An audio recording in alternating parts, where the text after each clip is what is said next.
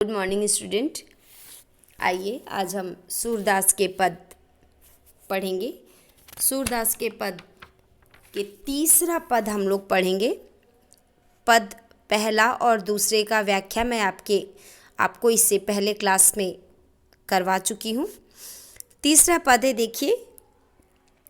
हमारे हरि हारिल की लकड़ी मन कर क्रम वचन नंद नंदन उर यह दिर कड़ी पकड़ी जागत सोवत स्वप्न दिवस निसी कान कान जकरी सूनत जोग लागत है ज्यों ऐसे ज्यों करुई ककरी सो तो व्याधि हमको ले आए देख सुनी न करी यह तो सुर तिन ही लो सौंपे जिनके मन चकरी।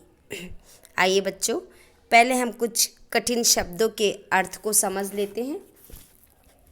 देखिए, हारिल हारिल एक ऐसा पक्षी है जो अपने पैरों में सदैव एक लकड़ी लिए रहता है या एक तिनका लिए रहता है। लकड़ी यानी लकड़ी। नंद नंदन, नंद के पुत्र श्री कृष्ण को नंद नंदन कहा गया है। दृढ़ करी, मजबूती से। पकड़ी यानी पकड़ना। नीति रात, निसी मने रात। जकरी रटती रहती है या जकड़े रहती है। करुई मने कड़वी। सु वह व्याधि यानी रोग, पीड़ा पहुँचाने वाली वस्तु। तीन ही उन्हें मन चक्री, जिसका मन चक्र के समान घूमता रहता है या जिसका मन स्थिर नहीं रहता। आइए अब इसके अर्थ को हम समझ लेते हैं।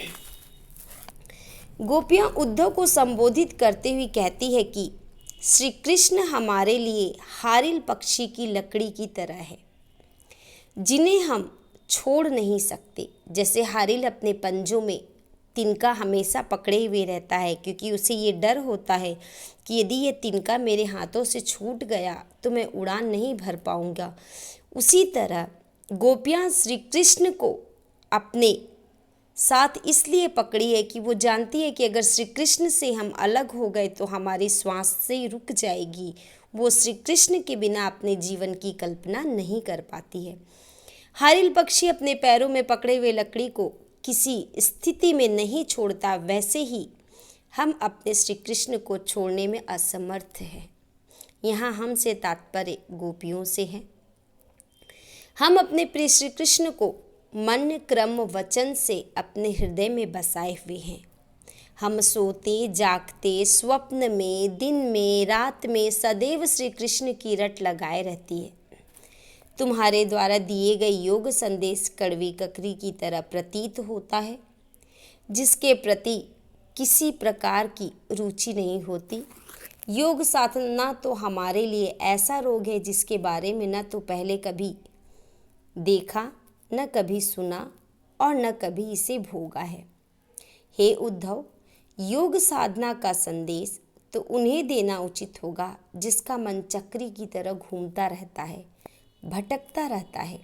हमारे लिए श्री कृष्ण अनन्य है, हमारा मन उनके प्रति दृढ़ है। योग साधना उसके लिए है जो एकाग्र नहीं है, लेकिन हम लोगों का मन हमारे श्री कृष्ण में एकाग्र हो गया है, तो हमें इस योग साधना की आवश्यकता नहीं है। ठीक है बच्चों, अब देखिए चौथा पद क्या है। चौथे पद को देखिए। हरि है राजनीति पढ़ी आई, समुझो बात कहत मधु करके समाचार सब पाए। एक अति चतुर होते पहले ही अब गुरु ग्रंथ पढ़ाए। बड़ी बुद्धि जानी जो उनकी जोग संदेश पठायो। ऊधो भले लोग आगे के परहित डोलत भाई धाय। अब अपने मन फेर पाइए चलत जो हेतु चुराए। ते क्यों अनीति करे आपुन जे और अनीति छुड़ाए। राज धर्म तो यही सुर जो प्रजा न जानी सताई। आइए बच्चों, पहले हम कठिन शब्दों के अर्थ को समझ लेते हैं। देखिए, मधुकर, भौरा गोपियों द्वारा उद्धव को संबोधित किया जा रहा है। चतुर यानी योग्य, हुते थे, पठाए भेजे, आगे के पहले के, परहित दूसरों की भलाई के लिए, डोलत धाय घूमते फिरते थे, फिर पाहिए प्राप्त कर लेगी, अनीति अन्याय आपुन स्वयं। आइए अब इसके अर्थ को समझते हैं बच्चों। गोपियाँ निसंकोच उद्धव से कहती है कि हे भ्रमर रूपी उद्धव, अब तो श्री कृष्ण ने राजनीतिक पढ़ ली है। आपके योग संदेश को सुनकर पहले ही समझ गई थी, किंतु अब समाचार जानकर पूर्ण विश्वास हो गया कि श्री कृष्ण राजनीतिक पढ़कर और चतुर हो गए हैं। हे उद्धव, आप पहले ही चतुर थे, उस पर भी आप अपने गुरु श्री कृष्ण से राजनीतिक का ग्रंथ पढ़ आए हैं। राजनीतिक का ही यह प्रभाव है कि बुद्धि चातुर्य में श्री कृष्ण इतने कुशल हो गए हैं कि योग का ही संदेश भेज दिया। हे उद्धव, पहले के लोग कितने भले थे जो दूसरों की भलाई के लिए भागे चले आते थे। इतना सब जान लेने पर तो हम इतनी तो आशा करती है कि हमारे मन को श्री कृष्ण ने जाते समय चुरा लिया था, उसे हम पुनः प्राप्त कर लेगी।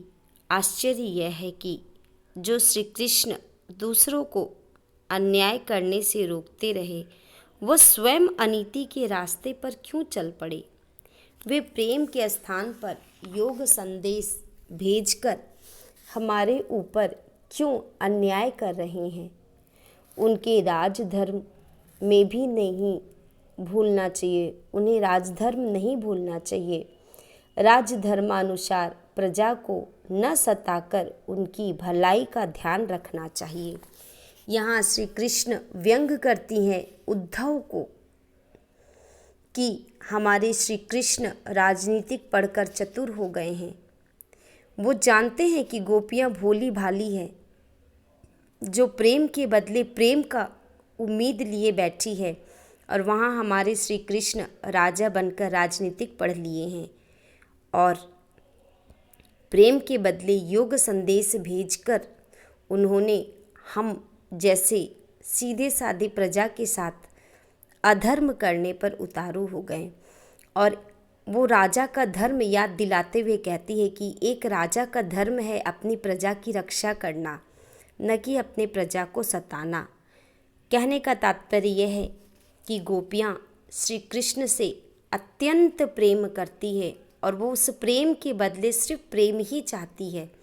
और योग साधना जो गोपियों के समझ में नहीं आता, इसीलिए वो उद्धव को संकेत करते हुए कहती हैं कि हमारे राजा को राजधर्म करना चाहिए, और सही मायने में राजा वही है जो अपने प्रजा की हितों की रक्षा करे।